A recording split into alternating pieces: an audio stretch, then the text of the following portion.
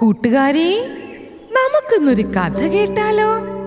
ഒരിക്കൽ ഒരു കാട്ടിൽ സുന്ദരനായ ഒരു ആനക്കുട്ടനുണ്ടായിരുന്നു. ആനക്കുട്ടന് ഭക്ഷണം കഴിച്ചു കഴിഞ്ഞാൽ കുറച്ചു നേരം സുഖമായിരുന്ന് വിശ്രമിക്കണം. ആ സമയത്ത് മറ്റാരും വന്ന് ശല്യപ്പെടുത്തുന്നത് അവനിഷ്ടമല്ല. കാട്ടിലെ ജീവികൾക്കെല്ലാം ആനക്കുട്ടനെ വലിയ പേടിയാണ്. കാരണം അവൻ അല്പം ദേഷ്യക്കാരനാണ്.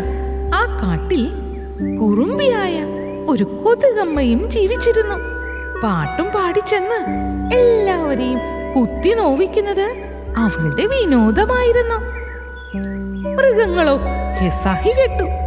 അങ്ങനെ ഇരിക്കെ ഒരു ദിവസം കൊതുകമ്മ മൂളിപ്പാട്ടും പാടി പറന്ന് നടക്കുമ്പോൾ ആനക്കുട്ടൻ വിശ്രമിക്കുന്നത് കണ്ടു. കൊതുകമ്മ പതുക്കെ ചെന്ന് ആനച്ചേട്ടന്റെ ചെവിയിൽ മൂളിപ്പാട്ട് പാടാൻ തുടങ്ങി. ആരെടാത്? എന്റെ ചെവിയിലാണോടാ വന്ന് പാട്ട് പാടുന്നത്? ഒന്ന് വിശ്രമിക്കാനും പറ്റില്ലല്ലോ.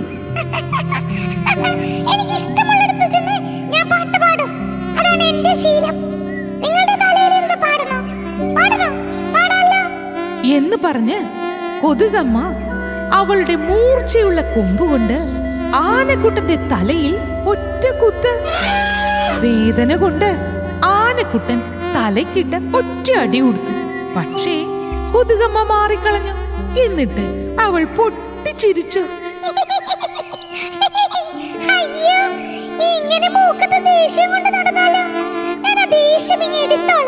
ഇങ്ങനെ പറഞ്ഞ് കൊതുകമ്മ ആനക്കുട്ടന്റെ തുമ്പിക്കൈയുടെ ഉള്ളിലേക്ക് പാറിച്ചെന്ന് ഒറ്റക്കടി. വേദന കൊണ്ട് ആനക്കുട്ടൻ അലറി. പുറത്തു വന്ന കൊതുകമ്മയെ ആനക്കുട്ടൻ ദേഷ്യത്തോടെ കണ്ണു തുറച്ചു നോക്കി. പല്ലുകൾ കൂട്ടി കടിച്ച് ശബ്ദമുണ്ടാക്കി. തുമ്പിക്കൈ കൊണ്ട് അടിക്കാൻ നോക്കി.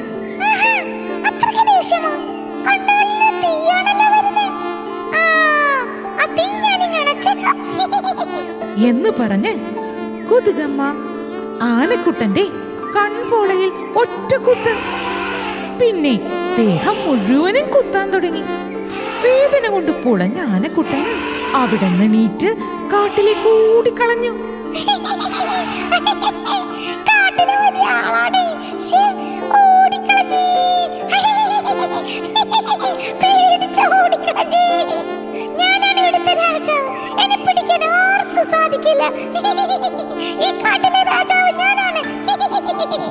ഇങ്ങനെ പറഞ്ഞ് പാട്ടുപാടി പറന്ന കൊതുകമ്മയെ കണ്ട പൊന്നൻ ചിലന്തി എന്ത് ചെയ്തെന്നോ?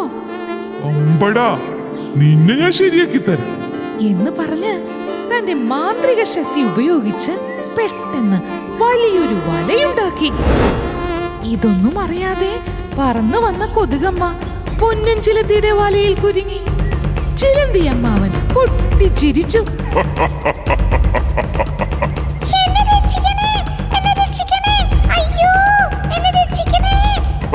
കൊതുകമ്മ ഉറക്കെ കരഞ്ഞു. പക്ഷേ ഉപദ്രവകാരിയായ കൊതുകമ്മയെ രക്ഷിക്കാൻ ആരും വന്നില്ല. കൊതുകമ്മയ്ക്ക് ആ വലയിൽ കുരുങ്ങി അങ്ങനെ ജീവിക്കേണ്ടി വന്നു. കൂട്ടുകാരെ, നാം എപ്പോഴും മറ്റുള്ളവർക്ക് നന്മ ചെയ്ത് ജീവിക്കണം. എല്ലാവരെയും ഉപദ്രവിച്ചുകൊണ്ട് നടന്നാൽ നമുക്ക് ആപത്ത് വരുമ്പോൾ ആരും സഹായിക്കാൻ വരില്ല കേട്ടോ. Hello friends, if you like our videos, please subscribe to our channel.